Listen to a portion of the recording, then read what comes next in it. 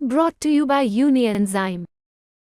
जब गैस सताए यूनियनजाइम लो। इसके तत्व गैस की जड़ पे काम करे और खाना पचाए आपके डाइजेस्टिव सिस्टम की तरह, जो दे बदहजमी से आराम। यूनियनजाइम, गैस भगाओ, खाना बचाओ। लेकिन भाजपा जीत जाएगी ऐसा बिल्कुल नहीं कहा जा सकता, क्योंकि जो इटावा से लेकर सिकंदरा तक 5 विधानसभा सीटें हैं, पांचों से जो बातचीत होती है लोगों से, पार्टी के कार्यकर्ता हैं वो हैं, वही अगर नकारात्मक बात कह रहे हैं भाजपा की, तो इसका मतलब है कि भाजपा के लिए इस बार खतरा है। करके उन्होंने केवल एक ही बात थी कि जो भाजपा को हराएगा हम उसको वोट करें।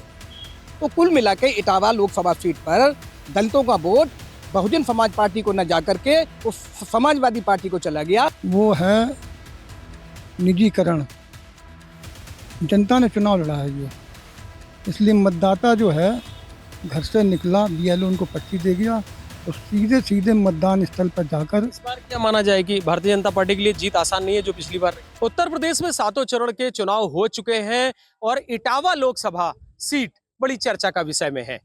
इटावा लोकसभा में यहाँ पर मेरे साथ पीछे आप देख पा रहे होंगे सभी वरिष्ठ पत्रकार हैं जिन्होंने पूरी लोकसभा में कवरेज किया, बहुत सारे चुनाव भी कराए हैं।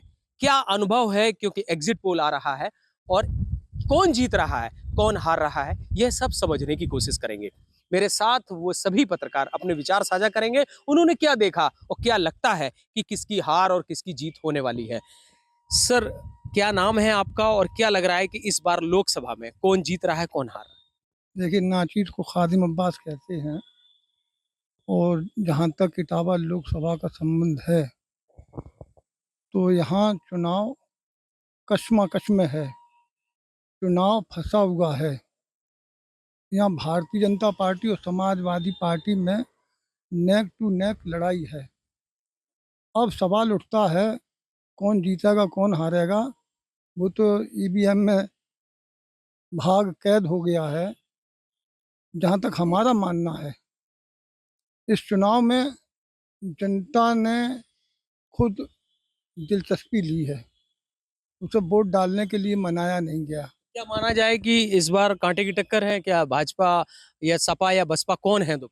देखिए, भाजपा और सपा में सीधी सीधी फाइट है और एक चीज़ लोगों को नहीं दिखाई दी, वो है निजीकरण। जनता ने चुनाव लड़ा है ये, इसलिए मतदाता जो है घर से निकला, बीएलओ उनको पर्ची दे गया और सीधे सीधे मतदान स्थल पर जाकर। इस बार क्या माना जाए कि भारतीय जनता पार्टी के लिए जीत आसान नहीं है जो पिछली बार रही? नहीं, कतई आसान नहीं है। और भी लोग हैं। सर, क्या नाम है आपका और क्या लगता है इस लोकसभा में किसकी हार और किसकी जीत होने वाली? सुधीर मिश्रा। जैसा कि मेरे अभी साथी ने कहा, कश्मकश की बात, पहले मैं सीट की परिस्थिति पर बात करना चाहता हूँ। ये इटावा सीट रिजर्व सीट रही है और जो पीछे न जाएं तो हम केवल 2 चुनाव का आकलन कर लें, 2014 का और 2019 का, जब से भाजपा का थोड़ा अभ्युदय हुआ है। समाजवादी पार्टी का ये सीट गढ़ मानी जाती रही, लेकिन 2014 में यहाँ पर भाजपा ने पहली बार विजय हासिल की, लेकिन उस समय बहुजन समाजवादी पार्टी का प्रत्याशी अलग लड़ा और उसने एक कड़ी टक्कर दी, अच्छे खासे वोट भी लिए। जहाँ तक मेरा ख्याल है कि 1,97,000 वोट उस समय बसपा ने पाई और 2,66,000 समाजवादी पार्टी ने पाई, भाजपा जीती। इसके बाद 19 का चुनाव आया, सपा और बसपा मिलकर लड़े, लेकिन इसके बाद भी आंकड़ा वहीं पहुंचा। दोनों के वोट 4,60,000 के आसपास सपा बसपा को मिले और भाजपा को 5-22 ऐसे 64,000 के आसपास जीत हुई। इसका मतलब है कि यहाँ पर भाजपा को आसानी होनी चाहिए थी, लेकिन कश्मकश है तो कहीं ना कहीं कसर जरूर रह गई। इसमें कोई दो राय नहीं कि भाजपा मोदी की लहर है, योगी की लहर है। कानून व्यवस्था के मुद्दे पर यूपी में बहुत अच्छा काम हुआ और जनता खुश है, लेकिन इटावा सीट पर अगर कश्मकश है और भाजपा के लिए ये नहीं कहा जा रहा कि शॉर्ट होगा, तो किस स्तर पर कमी रह गई, इसका आकलन करना जरूरी है। क्या लगता है कि हार जीत किसके पक्ष में होने वाली है? नहीं, ये तो एकदम, अब ये बात सही है कि अब वोट खोलेंगे तभी होगी, लेकिन भाजपा जीत जाएगी ऐसा बिल्कुल नहीं कहा जा सकता, क्योंकि जो इटावा से लेकर सिकंदरा तक 5 विधानसभा सीटें हैं, पांचों से जो बातचीत होती है लोगों से, पार्टी के कार्यकर्ता हैं वो हैं, वही अगर नकारात्मक बात कह रहे हैं भाजपा के, तो इसका मतलब है कि भाजपा के लिए इस बार खतरा है। तो ये माना जाए कि हार सकते हैं या फिर हार गए हैं? ये तो सीधा सीधा कैसे कहा जा सकता है भाई? वो जो मैंने बात कही कि इतना अंतर है, उस अंतर से भाजपा के लोग ये मान रहे हैं कि कितना कवर करेंगे। बसपा इस बार भी अलग लड़ी है, बसपा इस बार भी अलग लड़ी है और उसने कुछ तो वोट लिया होगा, लेकिन ये सही है कि वो बसपा प्रत्याशी की बहुत ज़्यादा पहचान नहीं थी यहाँ पर। तो बसपा का वोट, जैसा कि खबरें मिली थी फील्ड में कि बहुत सारा वोट जो है समाजवादी पार्टी चूंकि बसपा ही से जुड़ा रहा पहले, उसके पक्ष में चला गया। ये बात, इस बात ने सपा को जो है थोड़ा मजबूत कर दिया। सर क्या नाम है आप? मैं बीपी राजन। बताएं। क्या लगता है कि इस बार इटावा लोकसभा की क्या स्थिति होने वाली है और कौन जीत रहा है, कौन हार रहा है? देखिए, पहली बात तो मैं आपको बता दूं कि ये इटावा का इतिहास रहा है कि यहाँ कोई भी सांसद ने अभी तक कभी रिपीट नहीं किया है।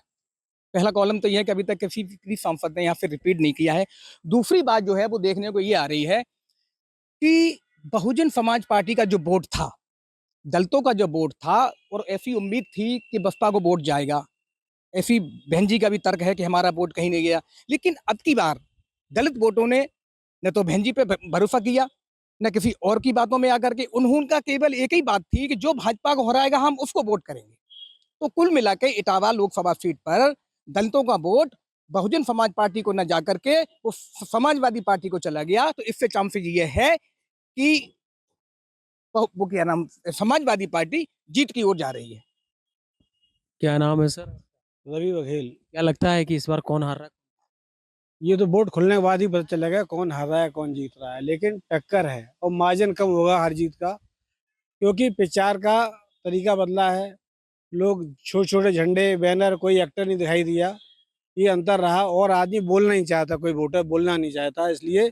और लोकसभा क्षेत्र बहुत लंबा है अपना, इटावा से लेके सिकंदरा तक, तो हर क्षेत्र का अलग अलग रुझान आ रहा है, उससे पता नहीं चल रहा कौन जीतेगा। लेकिन हार जीत बहुत कम वोटों में होगी, ये कहना मुश्किल है कौन जीत रहा है। लेकिन क्या इस बार भारतीय जनता पार्टी पिछली बार की तरह से जीत हासिल कर पाएगी? जीत हार का निर्णय तो 4 तारीख को ही होगा, लेकिन कहना क्लियर है किसी के लिए, कोई कौन जीत रहा है कौन हार रहा है ये भी स्पष्ट नहीं हो सकता। सर क्या नाम है और क्या लग रहा है इटावा लोकसभा कौन जीत रहा है? संजय चौहान।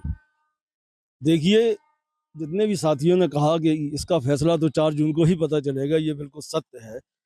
लेकिन इटावा लोकसभा क्षेत्र में इस बार जो चुनाव हुआ है उसमें एक जो विशेष चीज़ देखने को ये मिली कि इंडिया गठबंधन के प्रत्याशी और उसके कार्यकर्ताओं ने जिस मनोयोग से चुनाव लड़ा, भाजपा प्रत्याशी के पक्ष में उसके कार्यकर्ता उतने मनोयोग से नहीं जुटे। और चुनाव के अंतिम समय में मतदाताओं के जहन में जो बात उभरी वो ये रहा कि संविधान बचाओ का जो एक विपक्षी लोगों ने नारा दिया कि संविधान बचाओ, तो उस पर उन्होंने अपनी मानसिकता को केंद्रित किया और गंभीरता से विचार किया और चुनाव को आखिरी समय पर जो है किधर मोड़ा है। और जबकि उस तरफ संविधान के नाम पर ज़्यादातर समर्थन इंडिया गठबंधन को देना किया है, लेकिन उसके बावजूद भी अभी टक्कर इतनी कड़ी है कि कोई भी राजनीतिक विश्लेषक, चुनाव विश्लेषक ये नहीं कह सकता है कि वास्तव में जीतेगा कौन।